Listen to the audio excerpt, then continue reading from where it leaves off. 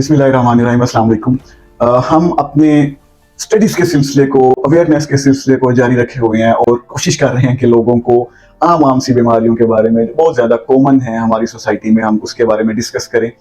हमने ये भी कोशिश की है कि थोड़ा सा सिस्टेमिकली चलें। पहले हमने सीवीएस को डील किया, पीडियाट्रिक सेक्शन को डील किया, फिर ईएनटी सेक्शन के बारे में हमने जानने की कोशिश की और अब इसी सिलसिले को आगे बढ़ाते हुए हम मस्कुलोस्केलेटल सिस्टम के बारे में डिस्कस करना स्टार्ट करेंगे, जो कि बहुत ही ज़्यादा आम बीमारियां हैं, यानी कि जोड़ों की, हड्डियों की और पट्ठों की बीमारियां। तो इस सिलसिले को आगे बढ़ाते हैं और बढ़ाते हुए सबसे पहले तो इसके बारे में मैं बताता चलूं कि ज़्यादातर हमारे रीजन में फीमेल्स जो हैं वो विटामिन डी की डेफिशिएंसी की वजह से या डिफरेंट और रीजंस की वजह से मस्कुलोस्केलेटल प्रॉब्लम्स में मुब्तला होती हैं, specially after the menopausal as. जब उनकी उम्र 48, 49 से आगे की तरफ निकलती है तो कुछ हार्मोनल चेंजेस उनमें आना शुरू हो जाती हैं और उसकी वजह से कुछ हार्मोन जो हड्डियों को ताकत देते हैं वो उनमें ख़त्म हो जाते हैं।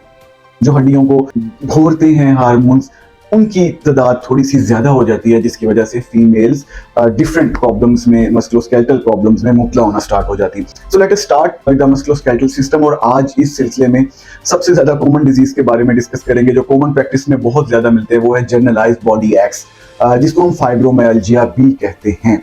अब फाइब्रोमाइल्जिया में हमारे पास पेशेंट्स जो हैं वो ज़्यादातर फीमेल आती हैं और वो आके हमें ये कह रही होती हैं कि बहुत ही ज़्यादा दर्द है पट्ठों में, और जोड़ों में नहीं, सिर्फ पट्ठों में।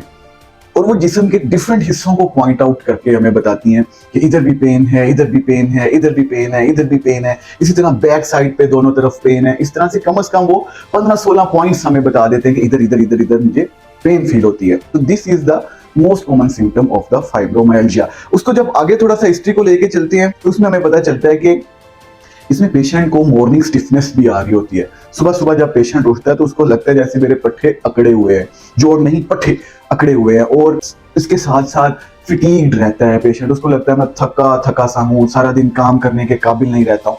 तो ये मोटे मोटे सिम्टम्स हैं जो फाइब्रोमाइल्जिया में हमें मिलते हैं। और सबसे ज्यादा जरूरी बात यह है कि ये पेशेंट्स दर्द की गोलियां खाने से और ज्यादा खराब हो जाते हैं। जैसा कि हम कॉमनली पेन किलर्स ले लेते हैं आमतौर पे पेन्स के लिए, लेकिन ये पेन किलर्स इनको प्रॉफिट देने की बजाय, बेनिफिट देने की बजाय इनको पीछे की तरफ लेके आते हैं और वो प्रॉब्लम ज्यादा से ज्यादा बढ़ना शुरू हो जाता है। फिर दूसरी तरफ अगर हम देखें तो बहुत सारे पेशेंट्स हमारे पास फिजियोथेरेपी भी करवा के आ रहे होते हैं। उन्होंने अपनी फिजियोथेरेपी कराई होती है, लेकिन फिजियोथेरेपी के बाद भी ये कंडीशन और ज्यादा वर्स हो जाती है। So this is the fibromyalgia. अब फाइब्रोमाइल्जिया को अगर डायग्नोसिस की तरफ लेके चले तो डायग्नोस्टिक क्राइटेरिया में इसमें more than 11 points of the body जो कि सिमेट्रिकल होते हैं जिस्म के दोनों तरफ, उनको जब हम पाल्पेट करते हैं, टच करते हैं, तो पेशेंट टेंडरनेस फील करता है। इसलिए हम फाइब्रोमाइल्जिया की तरफ जाते हैं। इसमें बहुत सारे हम टेस्ट भी करते हैं क्योंकि हमें डाउट होता है कि कोई अंडरलाइन खुदा ना खास्ता पैथोलॉजी ना चल रही हो, क्योंकि fibromyalgia is not a pathological condition. Fibromyalgia just mental sickness, stress या कोल्ड की वजह से जो है वो एग्जैजरेट कर जाती है। ये प्रॉब्लम उनमें बढ़ जाता है फाइब्रोमाइल्जिया का, जो हम अभी डिस्कस कर रहे हैं। तो इसमें हम डिफरेंट किस्म के टेस्ट करवाना चाहते हैं, ये देखने के लिए कि खुदा न खास्ता कोई गैंठिया तो नहीं चल रहा है, या कोई इलेक्ट्रोलाइट्स, कैल्शियम, पोटाशियम, सोडियम, इनकी कमी तो नहीं हो गई है, या कोई गुर्दे खराब तो नहीं हो गए हैं, या खून की कमी तो नहीं पैदा होगी। तो इन सारी चीजों को जब हम देखना शुरू करते हैं और हमें सब रिपोर्ट्स जब नॉर्मल मिलना शुरू होती हैं तो फिर हम फाइब्रोमाइल्जिया की डायग्नोसिस को फाइनलाइज कर देते हैं। और अगर अब इसके ट्रीटमेंट को हम डिस्कस करना स्टार्ट करें तो ट्रीटमेंट इसमें पेशेंट की रीअश्योरेंस है। एक दफा डायग्नोसिस इस्टेब्लिश हो जाता है, फिर हम पेशेंट को रीअश्योरेंस देते हैं कि देखिए आपकी ये बीमारी आपके एसाबी कमजोरी से ज्यादा आपकी मेंटल वीकनेस की वजह से है। आप खुद को मेंटली स्ट्रॉन्ग करेंगे तो ये बीमारी कम होना शुरू हो जाएगी। और साथ साथ हम पेशेंट्स को सीबीटी की तरफ लेके जाते हैं।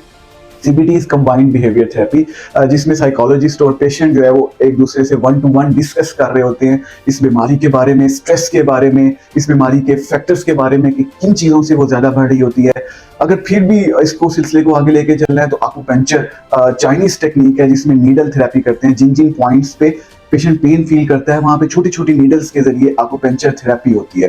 ये सारी नॉन फार्माकोलॉजिकल इसकी थेरेपीज हैं। अब अगर हम फार्माकोलॉजिकल थेरेपीज के बारे में चले जाए तो जस्ट हम एक अच्छा मल्टीविटामिन ऐड करेंगे और साथ में एक हल्का सा रिलैक्सेंट दे देंगे, ताकि SSRI उसको हम कहते हैं, ताकि पेशेंट जो है वो इस बारे में ज्यादा सोचे ही ना। जब वो मेंटली रिलैक्स होता है तो फिर उसकी वजह से पेन भी कम हो जाती है, पेन का स्टिमुलस भी कम हो जाता है। Not but not the least, हम इसमें पेशेंट को ये कहते हैं कि आपने ग्रेडेड एक्सरसाइजेस करनी है। ग्रेडेड एक्सरसाइजेस ये है कि पहले दिन आपने 5 मिनट एक्सरसाइज की, अगले दिन 7 मिनट की, उससे अगले दिन 9 मिनट की। इस तरह आहिस्ता आहिस्ता से एक्सरसाइज के ड्यूरेशन को हम बढ़ाते हैं और कोशिश करते हैं कि 20 मिनट्स तक उस ड्यूरेशन को ले जाएं। अगर पहले ही दिन हम 20 मिनट की एक्सरसाइज करवा देंगे तो पेशेंट बहुत ज्यादा स्टिफनेस के साथ आएगा। So that was all about the fibromyalgia. So stay tuned, अगले लेक्चर्स में और भी इंपॉर्टेंट टॉपिक्स को डिस्कस करेंगे। Thank you very much.